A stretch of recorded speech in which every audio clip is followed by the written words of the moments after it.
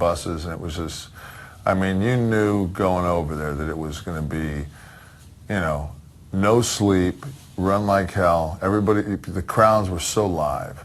So you worked your ass off every night. But, I mean, it was just like the party.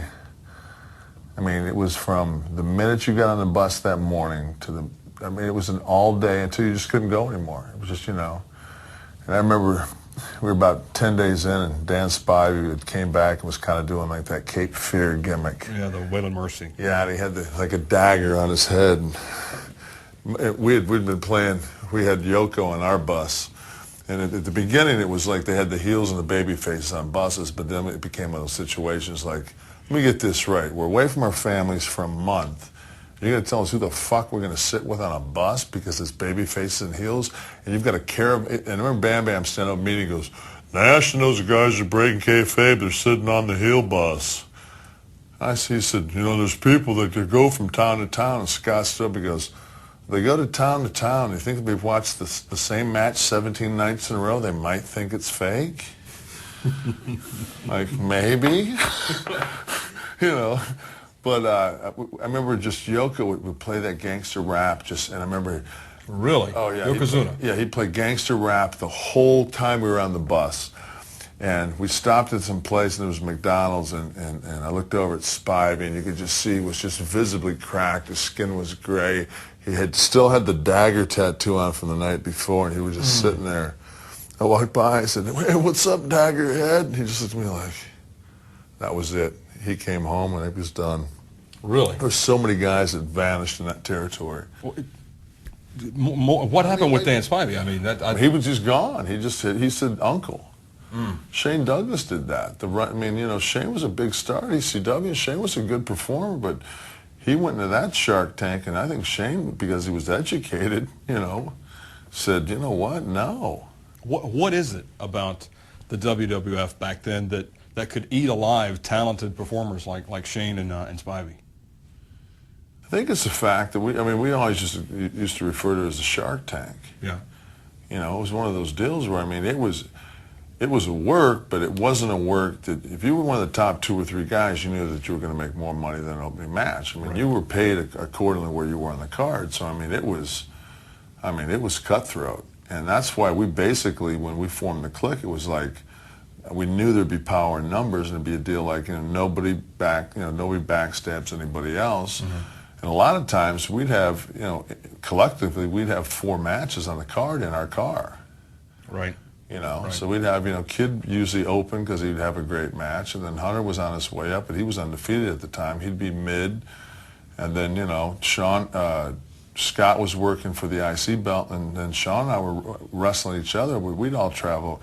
We'd work that night. We'd work the guard and get out of the guard and get in the back of an ambulance, go to the Days Inn, get in our car, and the guys that just worked the match, there'd be 100 fans there. We'd just get in our car. They knew. I mean, it was just... Yeah. I remember they pulled us aside, Vince pulled us aside, and Scott Hall said, man, he said, if I'm going to be on the road this long, he said, I'm going to travel with who I want to travel with, not just that. Even as late as that, 95, 96, Vince McMahon's still worried about kayfabe. They were still worried about kayfabe after they'd come out and publicly said it was entertainment, that, you know, so they wouldn't have to pay the commissions in New Jersey and New York. You're a big, tough guy. 7 foot, 300 pounds at your head. I was a small arms expert in the Army, so I'm a much better shot than I am tough guy. Seriously? Yeah. You can't use a gun in the ring, not yet. But when you're in the ring, anybody ever try to take liberties and show up the big guy? You ever get any potatoes in there that you had to give receipts for later on? Yeah, I mean, yeah, coming up. Never. Vader was real stiff with me early. What's his name? Hashimoto, or whatever his name is. Oh, sure, yeah. Fat Elvis. He was... I didn't say that. I did. Pork and chicken. He was real stiff, but I mean, most of those guys you potato them back, and they just, you know, they'd lighten up. You never had that problem of somebody trying to make a name? Like Pierre wouldn't put me over. Remember Pierre? Sure, Pierre Willett. Yeah, he wouldn't put me over. We were in Montreal, and before the match, we were the main event. And back then, they'd always book like guys from Quebec and Montreal in the main events because they thought it drew. I don't know. Anyway, We had a good house, so I guess he must have drawn a hell of a house that night. So he comes in the back, he says, I listened to the people before the match, I think maybe 60-40 me. And I'm like, 60-40 you? You're a kicking mid-card guy. I'm like, all right, 60-40 you. So they lay the match out, so like the agents like are gonna let this go. So I figure they're gonna let this go, but so the boys are like, so he won't do a job. He won't take my finish. You know, I'm the champ. And back then it was just like, we policed it so you couldn't use somebody's finish as a high spot without walking through the curtain and having 10 guys jump down your throat. Yeah. So, you know, he decides that he's not gonna, he says, maybe we do a double count out. So when, you know, I'm the champ, I'm beating everybody with my finish. I'm like, so I don't get any backing from the agents that night. They don't back me. They can't get a hold of Vince. I can't get a hold of Pat. So we do it, and I got him. He's got me in a rear chin hold. They're chanting Diesel, Diesel, and I don't hear anybody not with me. And I look up at him. I said, maybe 99 won me.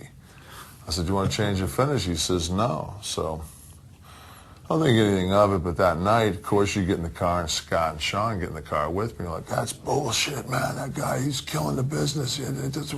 He's supposed to lay down for you. That's part of it. So the next day, we go to Quebec City. And they've worked me into a frenzy. So that night he says, you know, and he's got heat from the office, but he says, you know, he says, maybe tonight big boot for the finish. You know, you cover me. I said, that ain't my finish. I said, my finish is the power bomb. He says, maybe big boot. So we get out in the ring, and he slams me and says he's going to go off the top, and what he does, he drops a leg, but he basically drops his ass on my head. Yow. Before he could get to his feet, I was on my feet. I field goal kicked him in the balls, threw him in the corner, punched him twice in the face, and grabbed him by his throat, and I said, it's big boot power bomb, or I'm going to kill you.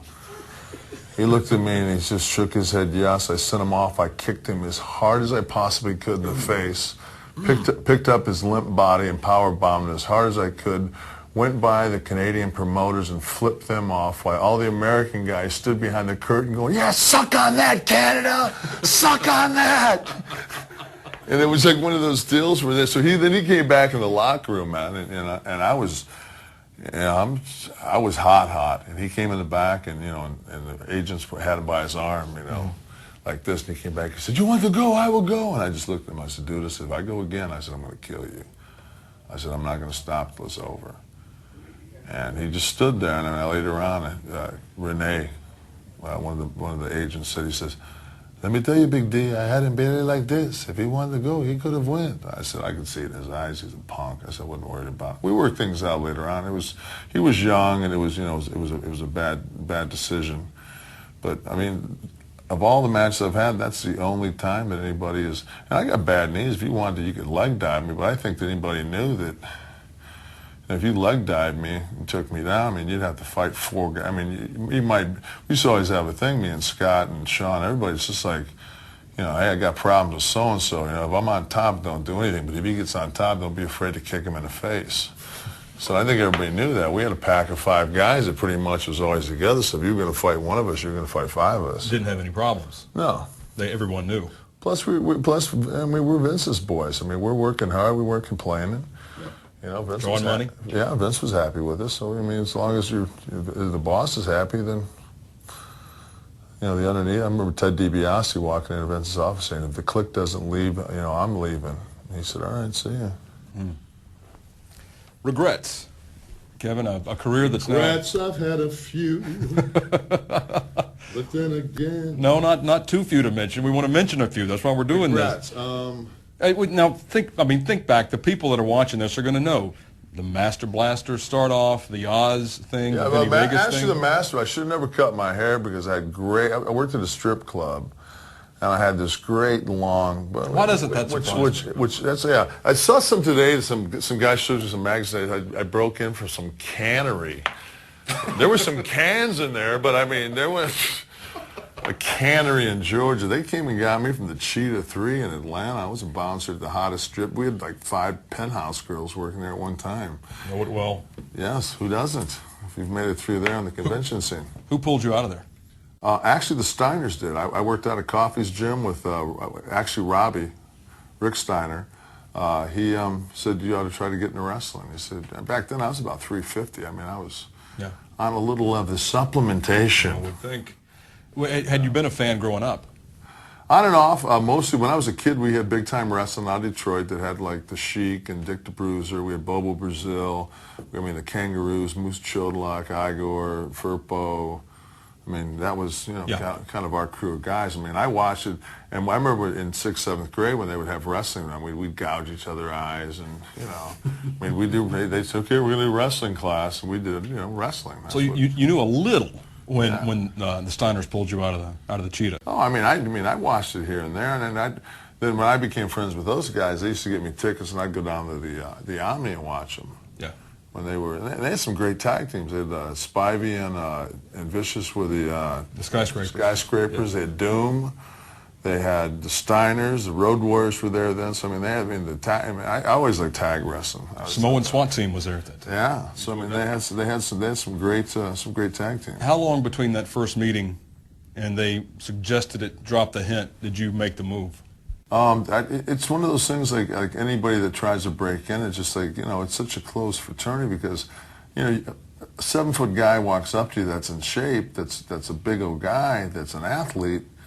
I mean, he says, I want to get into this. I mean, everybody does the same thing. It's just like, well, there's 250 jobs. He'll probably get one of them. Shit, it may be mine. Mm-hmm. So I mean, guys look at it that way. So it's kind of hard to break in. But Robbie was a good friend, and I ended up going down to Jody's school down in Lovejoy. But I switched from the Cheetah from working day shift, so I could go to wrestling school at night. I did that for about 8 months, and they came down and looked at me. I think Ole looked at me, and then they started me on TV with live TV was my first match, Clash of Champions. With Al Green? No, it was Corey Pendarvis. Corey Pendarvis? Who? Corey Pendarvis. He lasted 5 matches. That one I don't remember at all. Yeah, he's the guy that missed the headbutt by about 4.5 feet. They say yes. They said it takes you a lifetime sometimes in this business to hear the people. I knew we lost him the first night I was in the ring. Now that one, I do remember the missed headbutt. Yeah, but it was Corey Pendarvis, who actually, if you're out there, thanks for taking my Izod shirt and 300 bills before you left, you prick bastard. Well, they put you with Al Green later then. Yeah, well, Al Green. Well, we went to what it was. We were on the road for about 4 or 5 days, and Dutch Mantell and Sid Vicious just were brutal to this guy, telling me he was the shits and everything else. And we woke up in Chicago. We had a show in Hammond, and we got up, and his bags were gone, and he just left. So I got to Hammond, Indiana, and Grizz, Jake's dad, Grizz, was the agent. He said, hey, Green, you're going to be Nash's partner. So they put Al with me that night, and then we went to TV in Montgomery, and they kept him with me. And a much better hand, Al Green, yeah, than whoever this other guy. Yeah, Al was a much better hand. I mean, Al was still green, but thus the name. To coin a phrase. But almost a Road Warrior clone. Roadies had been gone. Well, yeah, but that's the whole thing. The first night they're saying LOD wannabe. They're chanting that. I mean, it's one of those things, just like, I mean, you're basically, to me, it was like I took a pay cut. I was making 75 grand. I was making more than that and looking at hot ass all day. So, I mean, I'm thinking, I got a mohawk. I could be sitting there drinking Grand Marniers looking at hot girls all day. I'm on the road. I'm eating at Waffle House 3 times a day. I'm not making any money.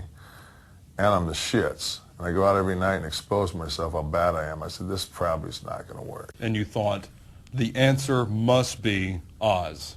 No, Dusty sat me down and he says, I got an idea for it. It's Oz. And I said, I don't get it. He said, you're going to be Oz. I said, Oz is a geographical region.